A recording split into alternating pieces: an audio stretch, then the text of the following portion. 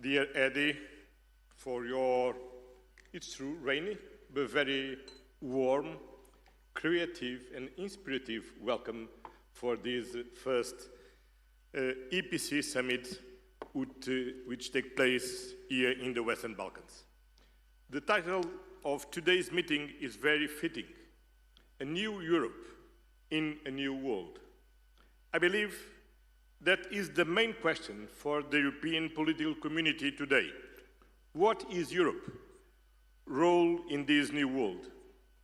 After the end of the Second World War, we built a new global order based on the United Nations Charter, international law, and increasing trade and cooperation. That international order was not perfect, but it provided a solid framework for peace and growing prosperity, especially here in Europe. Now, that rules-based order is being undermined from many sides. Russia's aggression against Ukraine brought large-scale war back to the European continent. This war is an assault on the international community, on all the principles we hold dear, like national sovereignty, the inviolability of international borders, and territorial integrity. The situation in Gaza is a humanitarian tragedy, where international law is systematically violated, where a whole people is being subjected to crushing disproportionate military force. For decades, international trade and economic cooperation connected peoples and spread mutual prosperity. Now that interdependency is being turned into an instrument of power and pressure. Multilateralism has been the glue connecting humanity with the United Nations at its core. Peace and security, climate change, human rights, all of these global issues can only be advanced if we act collectively. And yet, multilateralism is under relentless attack. Europe has an enormous stake in all of these areas. So our continent needs to join forces. Europe must succeed in bringing a just and lasting peace to Ukraine. International law must prevail, and we know, dear Volodymyr, that your security is also our security. Europe must also invest more in its own defense, because we have learned that peace without defense is an illusion. Europe must succeed in creating the conditions for a two-state solution in the Middle East, because continued neglect will not just undermine the stability of Europe's neighborhood, it will fatally weaken our moral authority in the world. Europe must succeed in deepening and extending its networks of global trade and prosperity. We should never give in to the temptation of protectionism, but we should always aim for mutual beneficial partnerships and avoid a zero-sum mentality.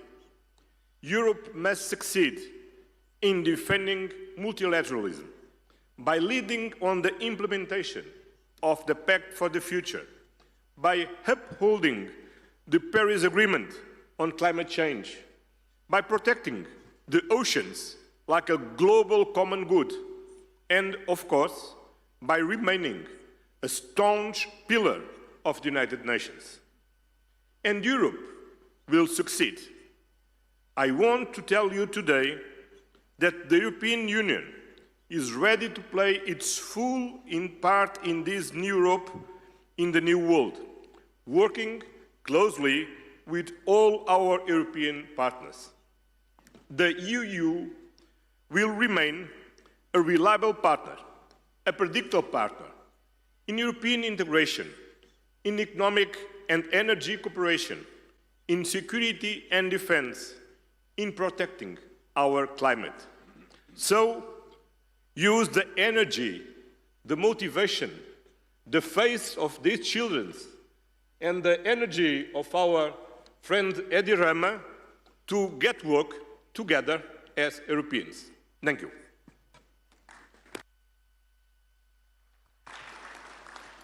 And now it's my honor to pass the floor to the President of the Republic of France, Emmanuel Macron.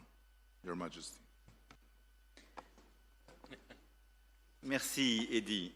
Merci beaucoup de nous accueillir pour ce sommet et félicitations pour le résultat électoral et en effet ce chemin européen et cette confiance dans l'avenir, dans l'Europe que tu as exprimé. Merci et je suis heureux de retrouver ici tous et toutes pour ce 6e sommet de la communauté politique européenne et le premier dans la région des Balkans. Et donc merci pour l'immense hospitalité et aussi pour avoir rappelé que derrière le rêve européen et ce qui nous unit, l'Europe n'est pas simplement une géographie, mais elle est toujours une mythologie, un récit et une traversée. Et de rappeler que cette Europe de la Renaissance, des Lumières, celle de la paix, du progrès et de la culture est celle qui nous a inspirés et qui, au fond, donne envie. Néanmoins, nous nous retrouvons dans un moment de la vie de nos nations et de cette région qui, je crois, emprunte d'une certaine gravité la rencontre d'aujourd'hui, compte tenu des enjeux qui sont les nôtres. Et en fond, en essayant de préparer cette rencontre, je suis frappé de voir à quel point, et de manière sans doute inédite, on a aujourd'hui sur notre Europe un défi sur toutes les sécurités. Et réunir cette Europe large, au-delà de l'Union européenne, réunir justement entre égaux tous les chefs d'État et de gouvernement et toutes les nations qui sont ici représentées, c'est essayer de donner une chance à notre grand continent de faire face aux défis qui sont les siens à travers l'unité. Et je pense que l'unité entre nous tous est indispensable aujourd'hui compte tenu des menaces et des risques de division qui pèsent sur le continent. Évidemment, la première sécurité est la sécurité géopolitique. Vous l'avez exprimé l'un et l'autre. Et les menaces de guerre, de division qui frappent l'Europe et qui parfois menacent sa propre unité. C'est d'abord évidemment la guerre d'agression russe en Ukraine. Et Volodymyr sait combien ici il a notre solidarité.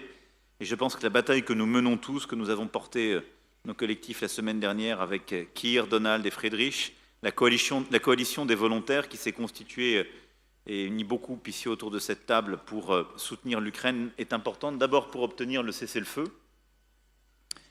Et si besoin était, je crois que les dernières heures ont montré à cet égard que la Russie n'avait pas envie de cessez-le-feu. Et que s'il n'y a pas une pression accrue des Européens et des Américains pour obtenir ce résultat, il ne sera pas spontané.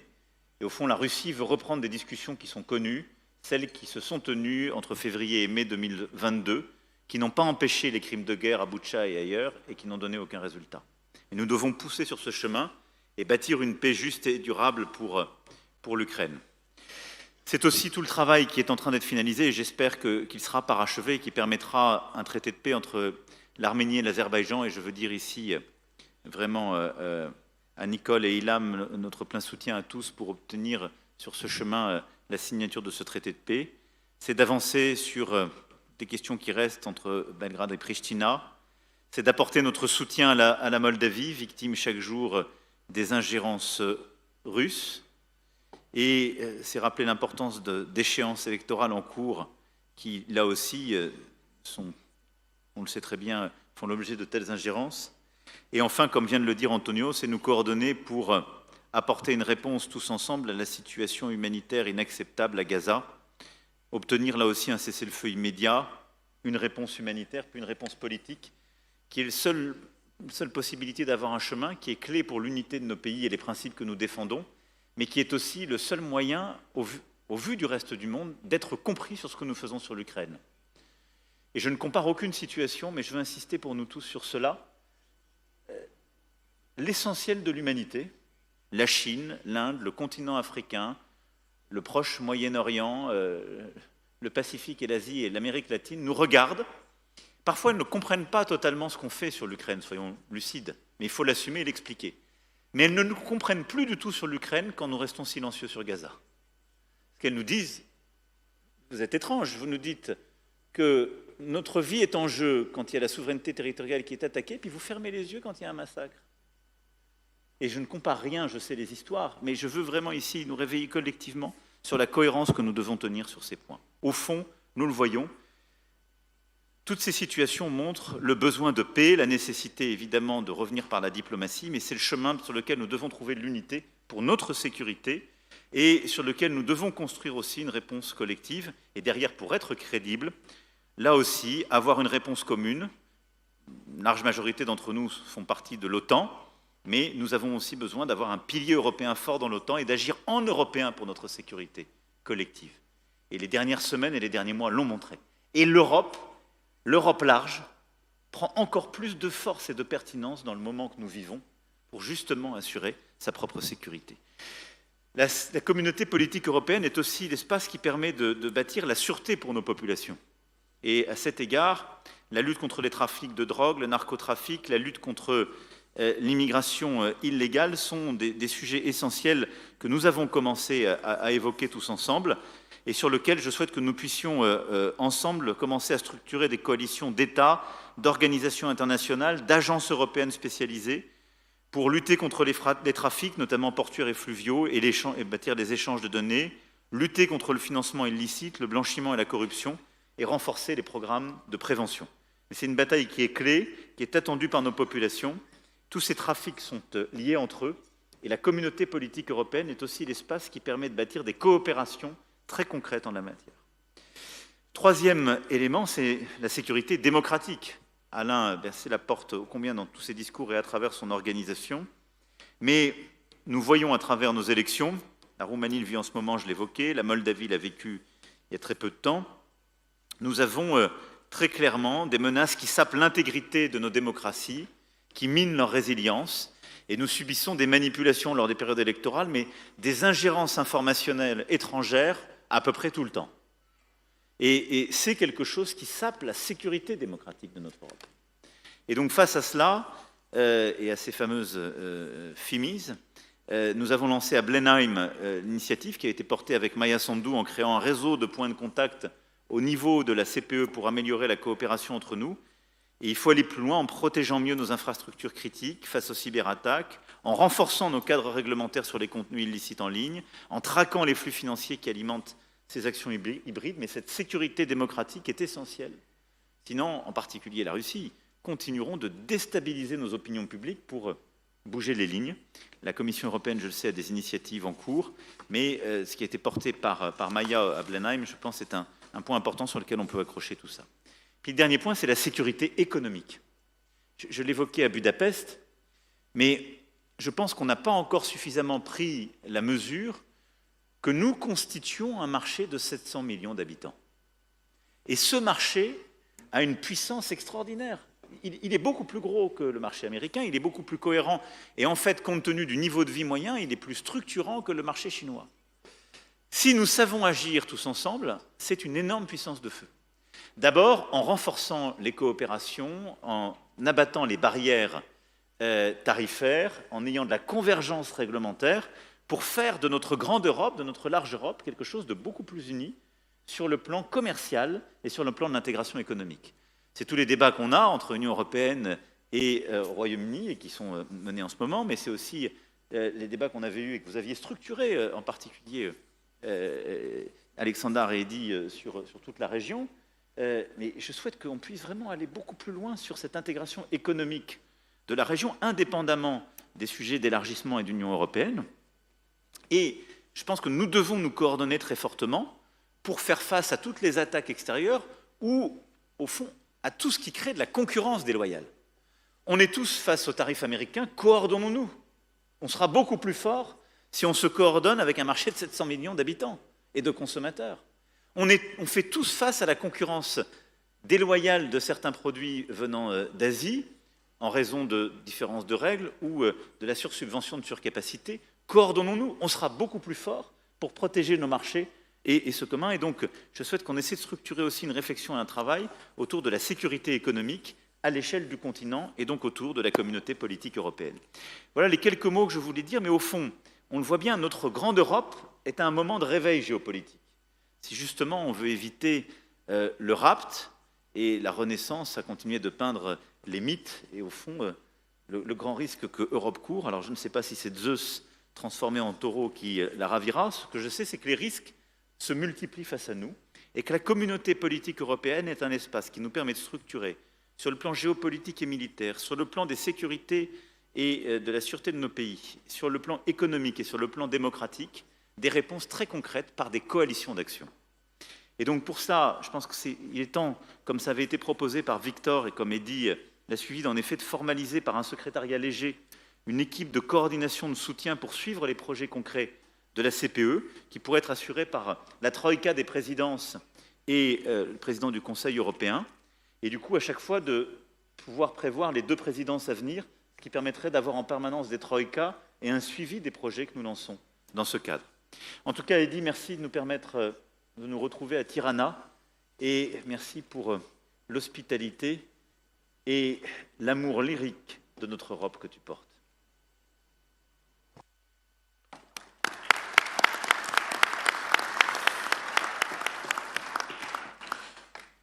Thank you, and now it's an honor to give the floor to a special friend of all of us and my dear friend V, the President of Ukraine, Volodymyr Zelenskyy. Thank you so much, dear friend. Thank you so much, Eddy. Prime Minister Starmer, thank you, and thank you, Albania, for hosting us today. Not just in a beautiful country, but in a country that believes in Europe and stands for its future. Dear friends, thank you all for your support, and I appreciate that we share the same understanding. This war Russia against Ukraine must be ended as soon as possible and in a just way. Ukraine needs peace. Peace in Europe depends on whether Ukraine will get it. All of you know that this week we had a real chance to take important steps toward ending this war, if only Putin had not been afraid to come to Turkey. I was in Ankara yesterday, and thanks for participation and hosting us, President Erdogan. And I was ready for a direct meeting with Putin, whether in Ankara or in Istanbul, and not just for a meeting, but to resolve all the important issues to my mind. But he didn't agree to anything, Putin. And you can also see that the Russian delegation that came to Istanbul is of a very low level. None of them are people who actually make decisions in Russia. Still, I send our team to Istanbul, led by Ukraine's Minister of Defense, at least to see if those Russians can actually decide anything. Our number one priority is a full, unconditional and honest ceasefire. This must happen immediately to stop the killing and create a solid basis for diplomacy, first of all. And if the Russian representatives in Istanbul today cannot even agree to that, to ceasefire, to this clearly necessary first step, then it will be 100% clear that Putin continues to undermine diplomacy. If that's not the case, there must be at least some result today, starting with a ceasefire. The Ukrainian delegation has a mandate to make decisions. As we saw yesterday, Russia sent almost the same people it sent in 2022. This shows that Russia has not changed its basic approach. They make many statements, many threats, but solve nothing. They are doing everything they can to turn this Istanbul meeting into a staged, empty process, just like the ones in 2022. It's not us or Western leaders who are disrupting the negotiation that the Russians have been claiming for years. It's Russians who send empty heads to the talks. And that's what destroys the meaning of diplomacy. So if it turns out that the Russian delegation really is just theatrical and can't deliver any results today, the world must respond. There needs to be a strong reaction, including sanctions against Russia's energy sector and banks. Pressure must continue to rise until real progress is made. Ukraine is ready to take all realistic steps to end this war. I call on Putin to give his delegation real authority, and we need a full stop to the killing, long enough to give diplomacy a real chance. Secondly, we must build at least a minimum level of trust in the negotiation process. This can be done by releasing prisoners of war, returning Ukrainian children taken by Russia, and releasing civilian hostages currently held by the Russian side. Third, we need to clearly define which issues must be handled at the leadership level, not below. And we all know who makes the real decisions in Russia. Fourth, together with our leaders and together with the countries who are here with us today, we have begun to create a new security architecture for Ukraine and all of Europe. I thank everyone who is on board. Now it's time to move to very practical steps. And fifth, the United States. President Trump wants to end this war. We need to keep working closely with President and stay as coordinated as possible. Long-term US support is also essential. An American backstop is needed. It's important that we all work together on every level to make that happen. And of course, I will keep you informed throughout the day about what is happening in Istanbul and whether there is any chance the Russian delegation will take real steps to stop the killing and bring the war to an end. Thank you, Eddie, again for invitation.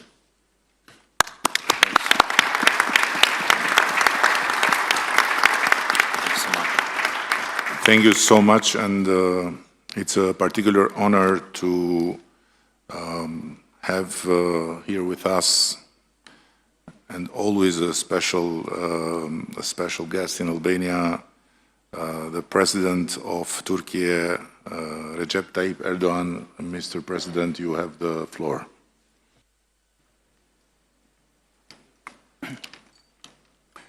Değerli devlet ve hükümet başkanları, kıymetli katılımcılar, sizleri şahsım ve milletim adına saygıyla selamlıyorum. Avrupa Siyasi Topluluğu 6. zirvesinde sizlerle tekrar bir arada olmaktan büyük bir memnuniyet duyuyorum. Arnavutluk Başbakanı değerli dostum Sayın Edi Rama başta olmak üzere zirvenin düzenlenmesinde emeği geçenlere teşekkür ediyorum. Kıtamızı yeniden tanımlayacak yeni bir vizyonu konuşmak için bir araya geldik. Birlik içinde, işbirliği temelinde ve ortak eylem ruhuyla hareket etmemiz her zamankinden daha fazla önem taşıyor. Uluslararası alandaki güven bunalımının aşılması için adil ve kapsayıcı bir küresel yönetişim mimarisinin tesis edilmesine ihtiyaç var. Güvenliğin bölünmezliği ve refahın daha hakkaniyetli paylaşılması ilkeleri üzerinde bina edilecek bu dönüşümü bizler Avrupa kıtası olarak öncelikle kendi evimizde başlatmalıyız. Savunma sanayi, enerji, ulaştırma koridorları ve bağlantısallık, arz ve tedarik zincirleri, dijital piyasalar ve kritik mineraller gibi muazzam işbirliği potansiyeline sahip olduğumuz birçok alan bulunuyor. Avrupa güvenliğinin geleceğini istişare ettiğimiz bu kritik dönemde Avrupa Birliği'nin kendi savunma sanayisini geliştirmesine yönelik gayretler faydalıdır. Bu çabaların NATO'nun merkezi rolünü aşındırmayacak şekilde birlik üyesi olmayan müttefikleri de kapsaması gerektiğini düşünüyoruz. Rearm ve SAFE gibi girişimlerin bu anlayışla yürütülmesinin Avrupa güvenliğinin hayrına olacağına inanıyoruz. Geçmişte Avrupa'da yaşanan birçok savaş ve ihtilaf bize göstermiştir ki savunma ve güvenlik gibi son derece hayati olan konularda bölündükçe zayıflıyoruz, birleştikçe güçleniyoruz. Kıymetli dostlar, ortak geleceğimizi düşünürken hiç şüphesiz ekonomik güvenliğimizi teminat altına alacak adımları da istişare etmemiz gerekiyor. Türkiye 1,3 trilyon dolar ekonomik büyüklüğü, 85 milyonu aşan genç ve dinamik nüfusu, rekabetçi sanayisi ve büyük tüketim pazarlarına doğrudan erişimiyle kritik önemdedir. Avrupa Birliği ile gümrük birliğimizin güncellenmesinin tedarik zincirlerinin güvenliğine katkı sunacağı kanaatindeyiz. Ayrıca bu adımın otomotiv, ilaç, savunma sanayi gibi kritik sektörlerde ortak üretim ve yatırım imkanlarının önünü açacağına inanıyoruz.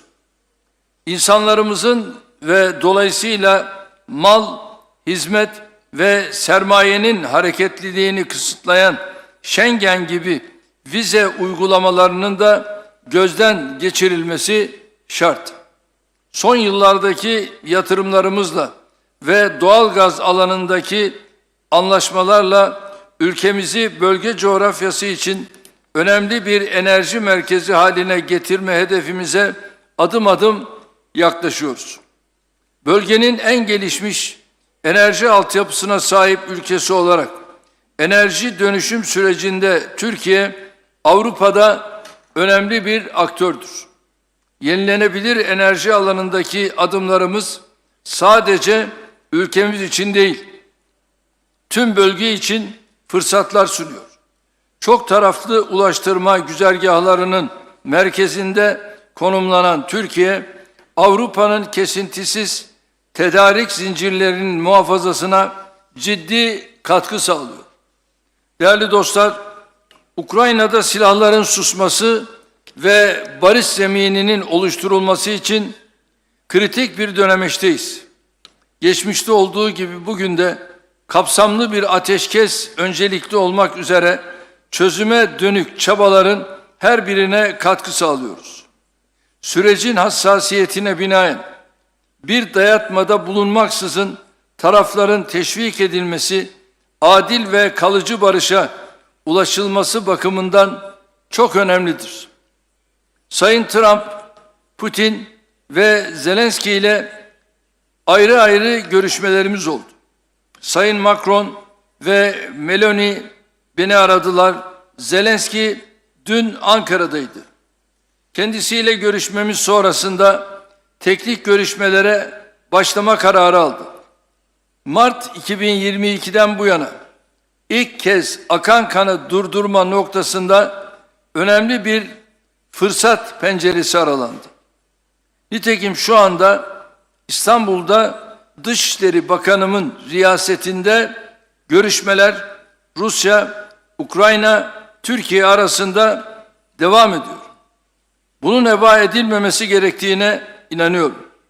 Gelinen aşamada barışın süratle tesisi için Ukrayna ve Rusya arasında diyalog kanallarının açık tutulması için buradaki tüm ortaklarımızın desteğine güveniyoruz. Her zaman ifade ettiğim gibi adil bir barışın kaybedeni olmayacaktır. Türkiye bu süreçte üzerine düşenleri yapmaya devam edecektir. Sayın devlet ve hükümet başkanları, Gazze'de 20 aydır eşi görülmemiş bir insani felaket yaşanıyor. Her gün çoğu çocuk ve kadın, onlarca masum katlediliyor. Buna dur demek, artık yeter demek mecburiyetindeyiz. Netanyahu'nun uzlaşmaz, saldırgan ve kibirli tutumu Gazze ile birlikte tüm bölgemizi, burada yaşayan farklı inançlardan insanları da tehlikeye atıyor. Gazze'de ateşkesin tesisi için de Avrupa'nın gereken iştiyak ve ilgiyi göstermesini bekliyoruz. Gazze'de 2 milyondan fazla insanın açlığa mahkum edilmesi karşısında uluslararası camianın eylemsiz kalması ne vicdani kıstaslarla ne insanlık onuruyla bağdaşmaktadır. Kalıcı ateşkesin yanı sıra insani yardım sevkiyatının teminat altına alınması ve Gazze'nin yeniden yaşanabilir hale getirilmesi için de tüm imkanlarımızı seferber etmeliyiz. Esas hedefimiz ise sürdürülebilir tek çözümü teşkil edecek olan 2 devletli çözümü hayata geçirmek olmalıdır. Suriye'de yaklaşık 14 yıldır süren çatışmaların sona ermesiyle yeni ve umut dolu bir sayfa açılmıştır.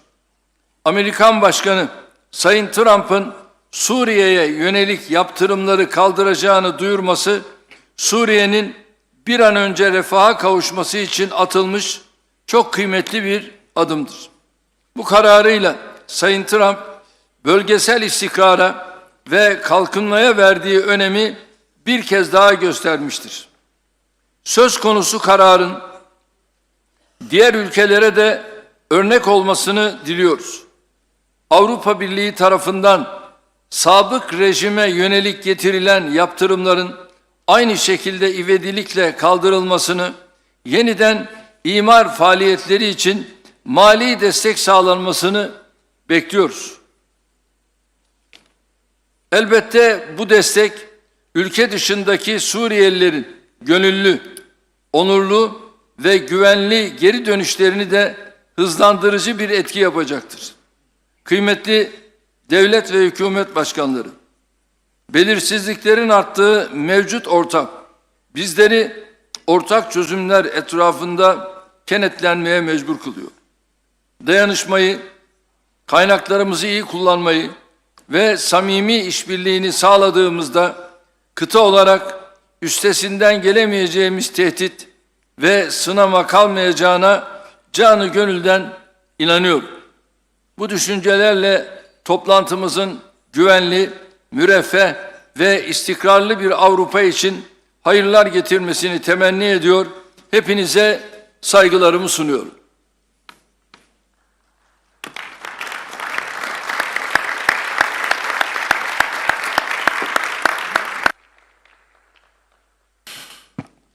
Thank you very much. Now it's an honor on behalf of the people of the Protectorate of Albania to give the floor to the Italian Prime Minister and Protector of our country, Giorgia Meloni. Dear colleagues, good morning everyone, and let me say thanks to Eddie, not for being a protectorate, but for his warm hospitality and the summit, and also for making me feel very young again with that video he showed in the inauguration. And I want also to congratulate Eddie for his absolutely unexpected re-election as the leader here of the Albanian government. I'm happy that Europe will continue to count on his spirit and his determination. Albania is hosting the European political community for the first time. I value it as particularly significant, not only for this nation, but for all of us. I have always considered the European identity as fact, established by history even before geography.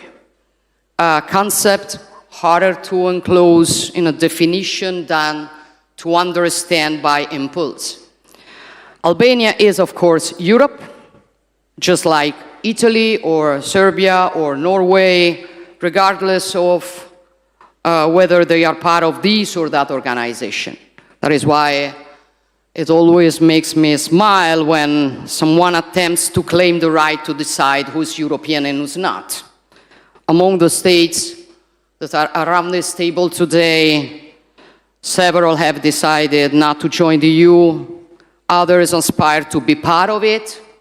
Both are no less European than the 27 EU member states. Yet the EU is today the Sanders Command, home to achieve what I like to call the European reunification, attained amongst people who may differ from one another, and yet they are a part of one whole, like the different fingers of a hand. Peoples who have fought each other over the centuries, yet are in reality one single people. Also, for this reason, being here today means taking a step forward in the historic process of reunifying Europe, because if we really want to build a new Europe in a new world, we cannot imagine doing so without the Western Balkans, without their peoples, without their identities and historical backgrounds.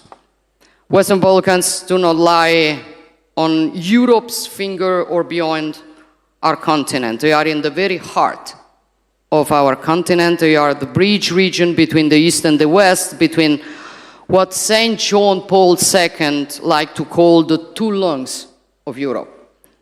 For this reason, Italy is committed in Brussels to asserting a strategic approach to the Western Balkans to take into due account, despite the complex challenges posed by the region, the need to provide these countries with a clear EU integration perspective.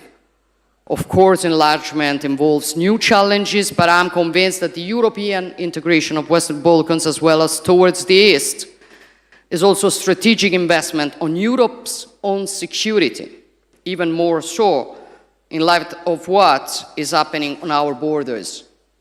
We live in an extremely interconnected world. Our destinies, interdependence is fact. What happens on Europe's eastern borders is connected with what happens on its Mediterranean borders and vice versa.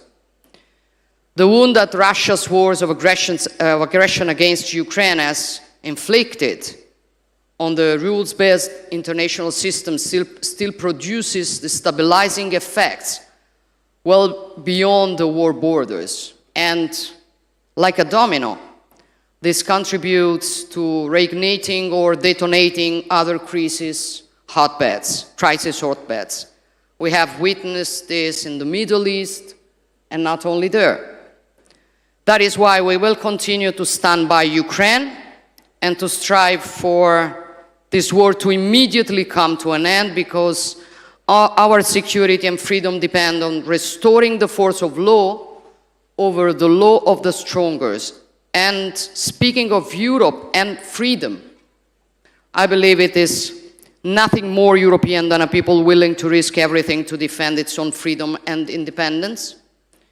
Every day, the heroism and tenacity of the Ukrainian people reminds us what Europe is and what the deepest aspect of our common identity is: freedom. We defend our freedom and we want peace. Volodymyr and the Ukrainian people want peace, and we newly witnessed it yesterday. The world saw who was really willing to sit at a negotiation table and who was not. And this shows also with respect to certain propaganda who looks for peace and who doesn't. At the same time, we must not interpret what happened yesterday as a setback and throw in the towel. Instead, we must insist with determination to finally achieve an unconditional ceasefire and a true peace agreement with serious security guarantees for Ukraine, and we are absolutely ready to do what is needed to reach this goal. However, colleagues, I do agree with many things that Eddie said in his speech, but building a new Europe in a new world, as advocated by this session, means, in my opinion, before talking about what we have to do, starting from our very foundations and reflecting mainly on who we are. None of us is interested in strengthening any form of union amongst European states, if not for protecting what we are and what we want to continue to be in the coming decades and centuries in such a fast-changing world. Because if Europe sometimes proves unable to face the great challenges, it is no one else's fault. It is our responsibility. And it is up to us to choose whether to go along a decline or instead fight it. And if we decide to fight it, first of all, we need to regain awareness, which is mainly awareness of who we are, what the European civilization is, of the great achievements it has accomplished across the history of humankind. A synthesis of values resulting from the encounter between Greek philosophy, Roman law, Christian humanism, a synthesis of values that allowed European civilization to conceive a world in which the person is central, life is sacred, and human beings are free and equal. A civilization that respects the identities of the others without denying its own, and that builds peace where instead others see destruction. We are this. We are this before everything. And I think we have, first of all, to remember it every day if we want to build a Europe up to the role received from history. Thank you.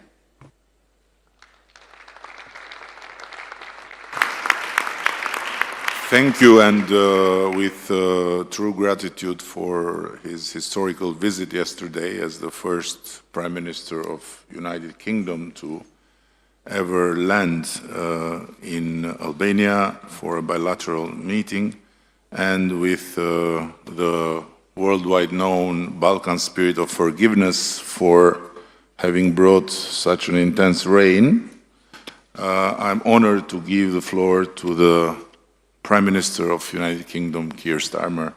Thank you, and the floor is yours. Thank you, Eddie, and it's really good to see everyone around the table here today. And thank you, Eddie, for bringing us together. I would remind you it was sunny when I got off the plane yesterday morning. We brought the sun from London, and this rumour that the weather is down to the British is completely wrong. But look, you've brought us together, Eddie. It is a really important day, a really important meeting, because this is a crucial moment for our continent. And that's been reflected, I think, in the remarks of everybody so far. And I was struck by your opening words, Eddie, because we are entering a new era. We are all saying that, and we need to recognise that it's a new era, but it's one characterised by volatility and instability, sadly. That is the new era that we are entering. As we do so, the opportunity for all European leaders to come together, each of us facing challenges for our security and our economies. I think as we do that, the value of the EPC could not be clearer. So it is very important that we're here today. That's why I was so pleased to host the summit last year at Blenheim Palace, very shortly after my government was elected, within the first 2 weeks. I was very pleased because it was very important for me to signal our intent from the very beginning to work more closely with our European partners and strengthen the UK's relationship with the EU, not based on rehashing arguments about the past, but looking forward to the future.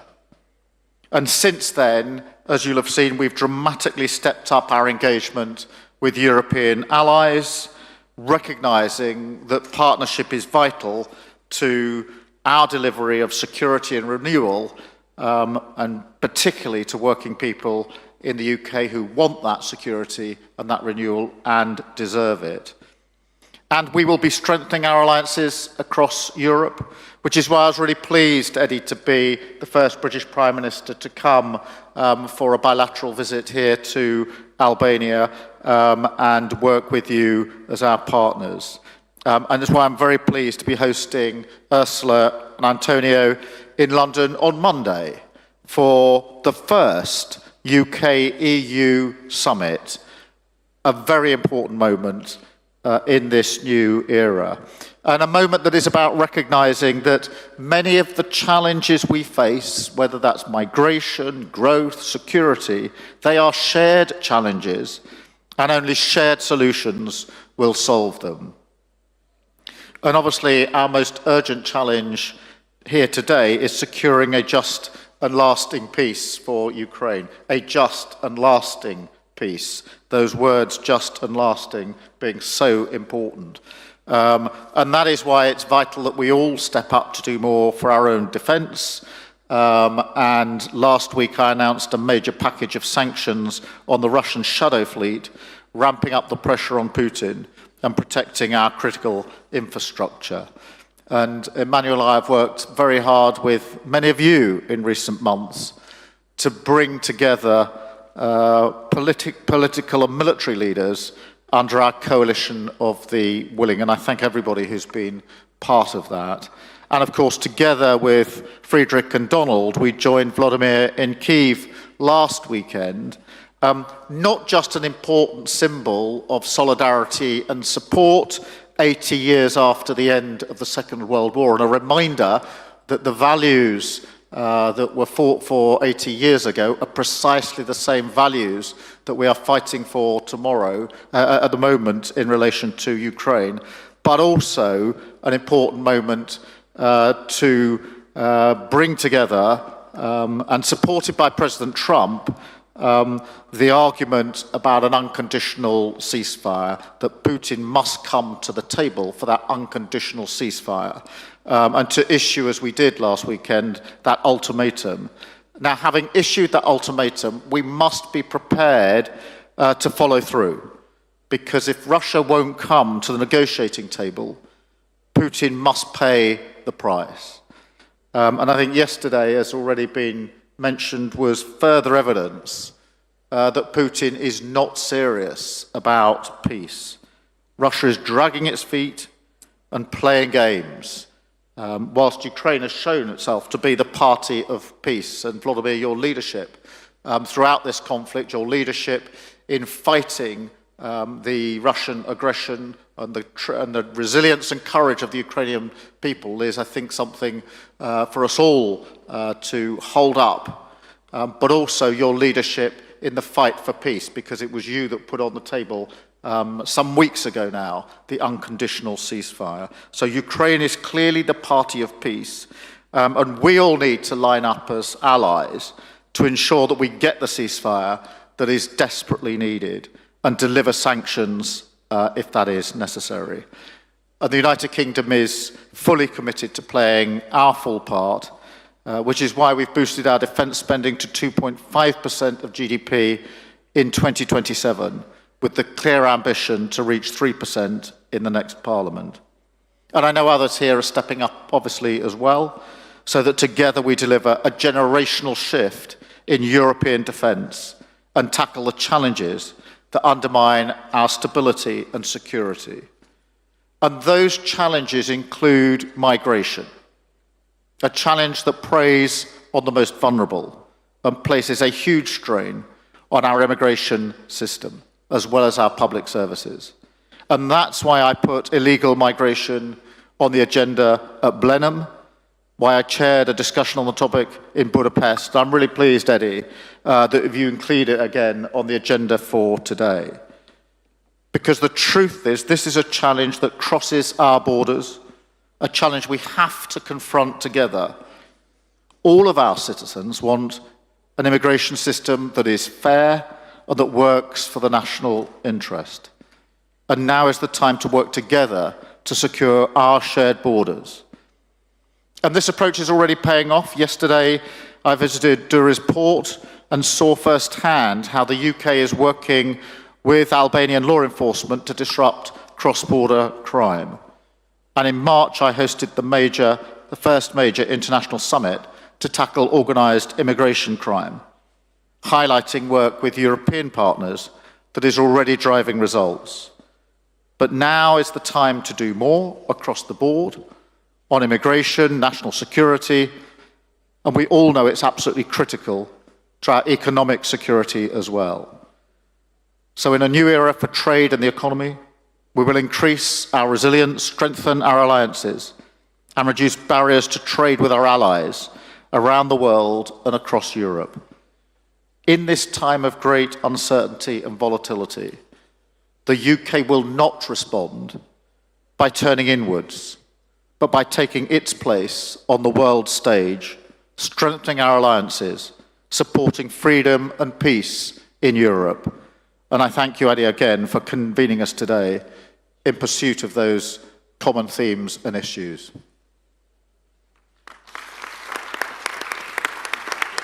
Thank you very much, and it is a unique privilege to have the chance to congratulate in person in Tirana newly elected Chancellor of Germany. And it is, I believe, a lifetime chance to be the Prime Minister of Albania and have in your hands the possibility to give or not give the floor to the German Chancellor. So the floor is yours, dear Chancellor Merz, and congratulations, and we all look forward for the leadership of Germany. Thank you, Prime Minister, dear Edi Rama. Many thanks for your warm welcome, and many thanks for your hospitality here in Tirana. And let me say that I'm very happy to be here and to have the honor and opportunity to be with you first time in this distinguished group of political leaders of Europe. Thank you to all of you who sent congratulations to my election, and I'm looking forward to a very close cooperation myself, but our new government as well, with all of you. So it's strongly needed, but we are ready to do so. Having said that, allow me to focus on 2 or 3 issues briefly. The first one is this European continent is challenged by something which we have not yet seen for decades, which is a very tough and strong war in Ukraine. This is not just a war against this country. If it were so, it was critical and terrible enough. But this is something which is directed against the entire political order of our continent. So you all know that Donald, Keir, Emmanuel and myself, we went to Kiev to see President Zelenskyy last Saturday, and we did that not just on our own behalf.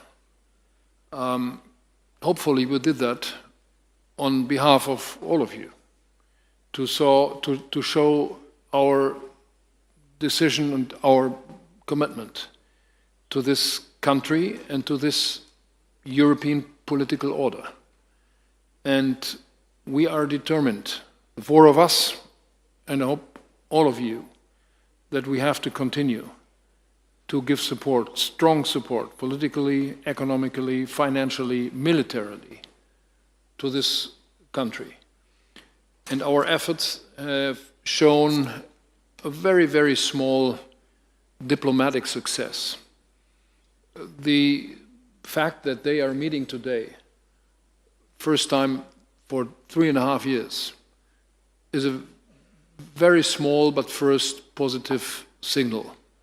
We have to do more on that, on diplomatic efforts, but we have to be very clear on our military support for this country as well. There should be no doubt that we are willing to continue to give our support. My second comment goes to our alliance with the United States. You know that my country is extremely grateful for what the Americans did after the Second World War.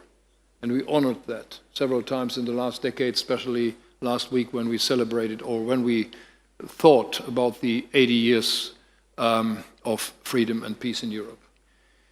I think that we have to undertake all efforts what we can to keep the Americans on our side. We cannot substitute or replace what the Americans still do for us in Europe, on our continent, and for our peace and freedom. We are faced with migration, and Keir Starmer mentioned that already. So let me give just one brief remark on us. We are faced with migration threats for a decade now. We are trying to resolve that. We will do anything what we can do jointly with the European Union, but we have to do something on our own. All what we are doing is in line with European law, and we are trying to coordinate our efforts with all our neighbors. And we are not willing to do anything what is giving new threats to you. But let's do it strictly, jointly, and efficiently. Third remark goes to our military procurement. We are all willing to spend more on military and on defense. That's true and necessary. But I have one demand. Don't let us talk about money only. We have to talk about efficiency, about the numbers of systems, and about economies of scale. We are not receiving enough material for our money. We are spending a lot of money, and we have to do more. But just spending more money on systems which are too numerous, on procurement which is too complicated, is not enough. So my country and my government is really ready to step forward in terms of more efficiency, better procurement, better cooperation on the European continent. And this is not against somebody outside the European Union. This is just in favor for us. And my last point is, if we are talking about competitiveness of our industries, this is for itself important enough. But we all know that our political systems, that our democracies are at risk. And so if we are showing ourselves able to resolve the problems, the war, the strong migration problems, the competitiveness of our industry, we will prove that our political systems, that our governments, that our democracy is strong enough to do that. And that is, in my view, something which we have all to keep in mind when we are dealing with these issues on the European level. Last but not least, a promise. I know that there were some critics about the German engagement or the German commitment to Europe, to the European institutions and to the European Union. I asked my government to be as much as possible present on the European level, in the Council of Ministers, on other European institutions like this one and others, to show that Germany is clearly committed to what is necessary now in Europe, and that we are willing to find a new approach on our European commitment. That's not because we love Europe so much, that is because we all know that we can only be successful jointly. So many thanks for your warm welcome in this group. I'm looking forward to cooperate with you. I'm feeling very much at home in this group of people. Thank you so much.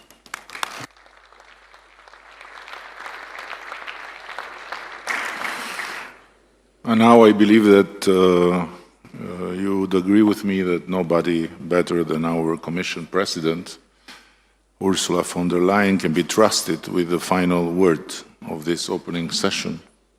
And in this scenery, you can have the role of the director of the kindergarten now. Thank you very much, my dear friend Eddie.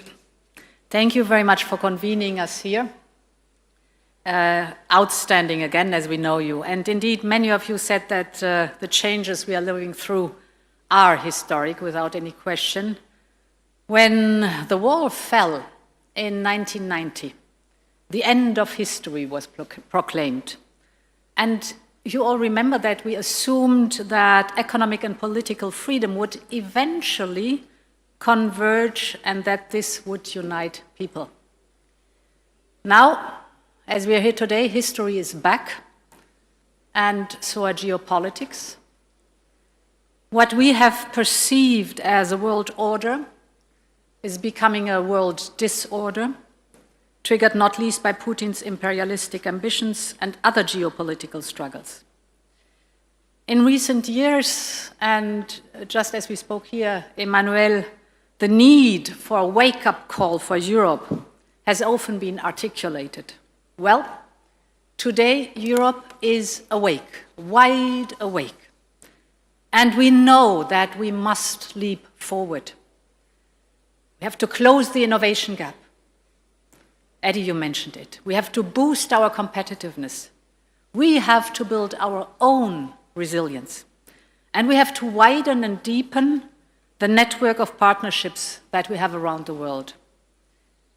We all have learned that when there are big crises, Europe certainly provides some of the big answers. And we all know it in the last years, the pandemic, the climate crisis, the energy crisis, the Russian war against Ukraine. All these are serious crises that have really challenged us, but Europe has emerged bigger and stronger from every crisis. Europe has moved closer together in the face of these turning points in history. And Europe has stood united in its unwavering support to Ukraine. Because we should not forget, this is also why the European political community has been founded and created, to rally around Ukraine in the face of Russia's aggression and to preserve peace on the continent, while Russia has left Europe. The mere fact that we are sitting here today, together, with you, Volodymyr, is proof of our ironclad unity. For 3 long years now, we have demonstrated our unity, our resolve, and even greater cooperation to defend the sovereignty of Ukraine, to find a path towards a peace settlement, and strong security guarantees for Ukraine. And all along the way, most members of the EPC supported hard-hitting sanctions on Russia, and these sanctions are biting. Russia's oil and gas revenues have fallen by almost 80% compared to before the war. Russia's deficit is skyrocketing. Interest rates are prohibitively high. Inflation is on the rise, well above 10%. And we are ready to do more to bring Putin to the negotiation table. Many of the speakers mentioned it. This war has to end. You said it, Georgia. You said it, Keir. Volodymyr has described with others the roller coaster of the last days. To be very clear again, we want peace. And so we are working on a next set of sanctions. Main elements of this package will be, for example, sanctions on Nord Stream 1 and Nord Stream 2, further listing of vessels in the shadow fleet and lower the oil price cap, and more sanctions on Russia's financial sector, because we want peace and it is time to seriously engage on that. But we are also gathered here in Tirana to build our common future. And it was wonderful to listen to the different speakers. Our future of a Europe that is an era of shared prosperity. If we are successful in building this prosperity, and I have no doubt we will, that is the glue for stability and peace on our continent. This is stronger than any aggression, shared prosperity. To do this, connectivity must be high on our agenda. We are already creating such opportunities through our Ukraine facility and our growth plans for the Western Balkans and Moldova. And soon we will look at the Black Sea with a dedicated EU strategy for the Black Sea and a connectivity agenda linking Europe with Central Asia through our partners of the South Caucasus. This is an amazing vision to work on, to invest in cross-border transport infrastructure, the flow of trade, create digital links, connecting people around the European political community.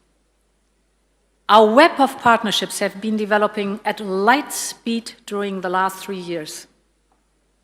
And this is what is making the EPC more than an idea or a forum.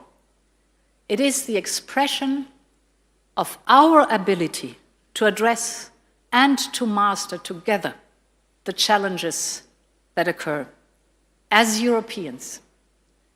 And it is with confidence and with hope and with determination that I can say at the very end, long live Europe. Thank you so much.